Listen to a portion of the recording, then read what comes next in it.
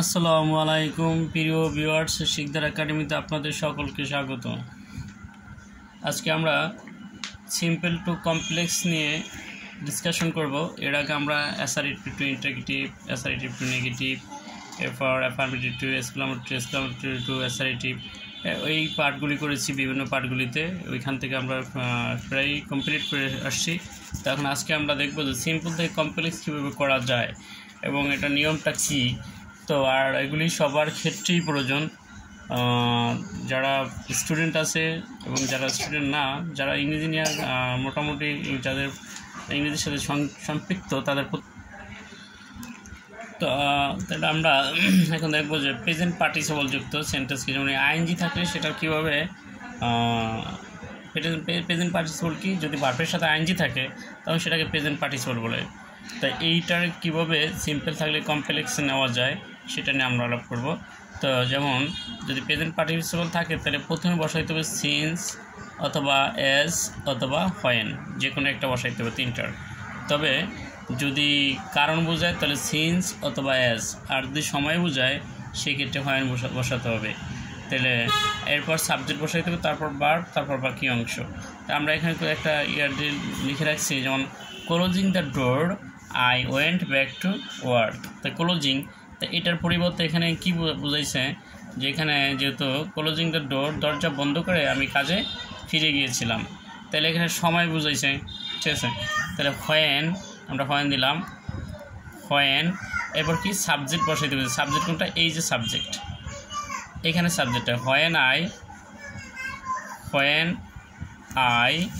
এখন এটা এখানে ভার্ব বসাইতে হবে, একটা ভার্ব কি, এই যে সেন্টেন্সে, এই সেন্টেন্স যেই সেন্টেন্স, এটা কোন টেন্সে আছে, গো আছে, গোর পাস্ট ফর্ম কি ওয়েন্ট, তাই এটা পাস্ট ইন্ডিপেন্ডেন্ট টেন্স আছে, তাই এখানে পাস্ট ইন্ডিপেন্ডেন্স কি ওয়াজ বয়ের বসে। এটা যেহেতু ফার্স্ট পার্সন সিঙ্গুলার নাম্বার, তাই ওয়াজ বসে, যেমন when I,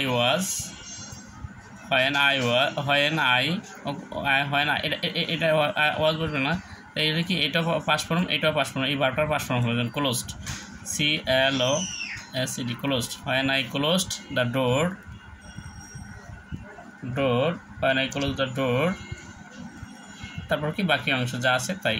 door I went to back work, I went back to work। তাহলে কি, যে আমি আবারও বলি, যদি প্রেজেন্ট পার্টিসিপল যুক্ত হয়, আর প্রেজেন্ট পার্টিসিপল কীভাবে বোঝা যাবে, ভার্বের সাথে আইএনজি থাকলে, তাকে সেটা প্রথম ভার্বের সাথে আইএনজি থাকলে সেটাকে বুঝবো প্রেজেন্ট পার্টিসিপল। এই যে এখানে যে ক্লোজ, এটা একটা ভার্ব ছিল, সেটা আইএনজি ছিল ক্লোজিং। তো এরকম যদি থাকে তাহলে সময় বুঝাইলে হোয়েন বসাইতে হবে, প্রথমে সময় বুঝাইলে হোয়েন বসাইতে হবে, আর এরপরে আমাদের সাবজেক্ট বসাইতে হবে। সাবজেক্টটাগুলি কি, এই যে এখানে যে সাবজেক্ট থাকবে ওইটাই বসাইতে হবে। তারপর এইখানে যে দ্বিতীয় অংশে যে ভার্বটা যে অনুযায়ী থাকবে সেন্টেন্সটা, যেমন এটা আছে পাস্ট ইনডিফিনিট টেন্সে, তাই এটাও পাস্ট ইনডিফিনিট টেন্স করতে হবে। মানে এই যে গোর পাস্ট ফর্ম কি ওয়েন্ট ছিল, তাই এখানেও কী করতে হবে, আবার পাস্ট ফর্ম করতে হবে, যেমন ক্লোজের পাস্ট ফর্ম কি ক্লোজড, মানে when I close the door I went back to the work. তো এরকম অনেক সেন্টেন্স হইতে পারে, সেক্ষেত্রে শুধু ফরম্যাটটা একই থাকবে। যদি কারণ বোঝাতে সিন্স বসানো হবে। এরপর যদি বিং থাকে তাহলে সেই ক্ষেত্রে আবার কী হবে, আপনার 2 নম্বর। আশা করি তোমরা বুঝতে পারছো। আর ভিডিওটি ভালো লাগলে লাইক, কমেন্ট, শেয়ার করো। আর আমার এখানে আরও অন্যান্য আইসিটির পার্ট রয়েছে, এবং হলো যে গ্রামাটিক্যালস আরও পার্ট রয়েছে, চাইলে সেগুলো দেখে আসতে হবে। এবং সিরাজউদ্দৌলা, রবীন্দ্রনাথ, নজরুল, এরপর হলো জসিমউদ্দিন, তাদের জীবনী রয়েছে। এবং সিরাজউদ্দৌলা নাটকের মির্জাফরের কাহিনীতে পুরোটাই ফুটিয়ে তুলছি, সামারি রয়েছে, সেটা করলে দেখলে একটু কষ্ট করে, তাই তোমাদের কষ্ট করে পুরো নাটকটি আর পড়ার প্রয়োজন হবে না আশা করি। তো এরপরে বিং যুক্ত, সিন্স, অ্যাস, হোয়েন। বিং যুক্ত থাকলে কি, সিন্স অথবা অ্যাস অথবা হোয়েন, ওইটার মতোই, তেমন একটা পার্থক্য নাই। যেমন এখানে আমরা যদি the water being very hot I could not drink, তো এখানে কি, যে পানি গরম হওয়ায় আমি পান করতে পারি না, এখানে কি বুঝাইছে, তো এই যে বিং, এখানে আমরা কি লিখবো, সিন্স, হ্যাঁ, তাহলে আমরা কি লিখবো, সিন্স, তো লিখবো সিন্স। যদি কারণ বোঝাতে লিখবো সিন্স। এরপরে কী লাগবো, তারপর থাকবো কি ইয়াটা লাগবো, পরের অংশটা লাগবো the since the water since the water was very hot. যেমন এইখানে তো কুড আছে, এখানে তো কোনো ভার্ব নাই, তাহলে উইং যদি উঠে যায় তাহলে কী হবে, the since the water was. তো একটা সেন্টেন্স হলে দুইটা জিনিস লাগে, একটা সাবজেক্ট একটা verb. Was very hot I could not drink। তাহলে কি যদি কারণ বোঝায় সেক্ষেত্রে বসাইতে হবে সিন্স, সময় বুঝালে পয়েন্ট সিন্স অথবা অ্যাজ বসাইতে হবে বিং যুক্ত। তাহলে সেক্ষেত্রে আর বিং এনে থাকলে একটা সাবজেক্ট, যেহেতু একটা ভার্ব আছে, তার একটা সাবজেক্ট আছে, একটা ভার্বও বসাইতে হবে। তাহলে আমরা কী ভার্বটা আনবো, তো এইখানে যদি পাস ফর্ম থাকলে ওয়াজ অথবা ওয়ার আনবো। তাই ওয়াজ আর নিব না ওয়াজ নিব, ওয়ার নিব না ওয়াজ নিব, সেটা ডিপেন্ড করবে এই সাবজেক্টের উপরে। সাবজেক্ট যদি সিঙ্গুলার হয় তাহলে ওয়াজ, সাবজেক্ট যদি প্লুরাল তাহলে ওয়ার নিতে হবে। এটা সোজা একদম। আর এটাও সেন্টেন্স গঠনের একটা ফরম্যাট। তো এটা দিয়ে তোমরা অনেক কিছু শিখতে পারবা ইনশাল্লাহ। এই পাশে যদি সাবজেক্টটা যদি পারফেক্ট টেন্সটা যদি পাস্ট ইনডিফিনিট টেন্স থাকে তাহলে এখানে ওয়াজ অথবা ওয়ার বসাইতে হবে।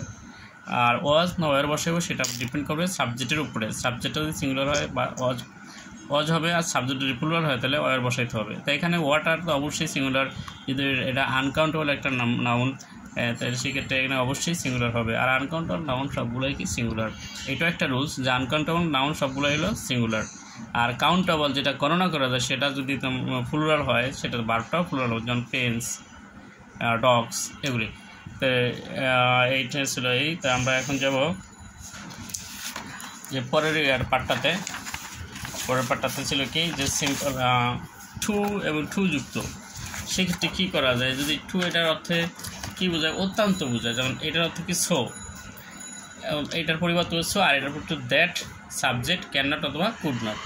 তো বাকি অংশ তাহলে এখানে আমরা একটা সেন্টেন্স লিখে রাখছি, সেটা হলো এই যে সেটা হলো he is too weak to walk.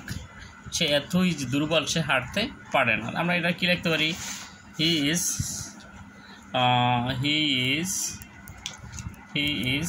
টুর জায়গায় সো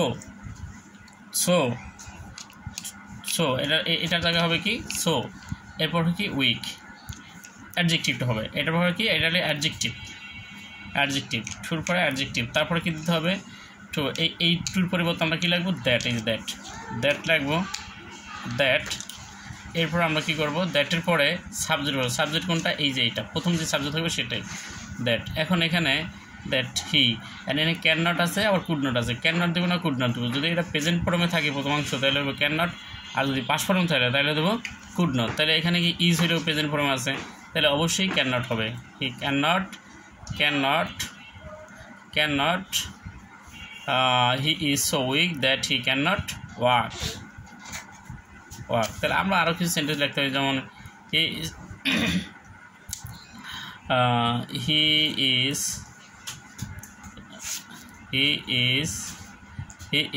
too